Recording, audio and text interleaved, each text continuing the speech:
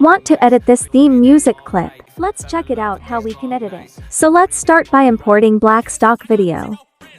Start adding lyrics and from the Style tab, increase the line spacing to 30%.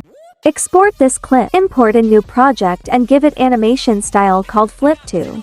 Export it again, upload and change its speed to 0.5x. Now trim the part that has a 3D dimension. Upload and overlay with water ripple effect. Drag the lyrics clip down as overlay. Click splice and choose burn option. Give it a video effect called edge glow. Once again export this file. Now upload back stock video and 2 overlays with same picture of sunrise. Crop these pictures the way you want.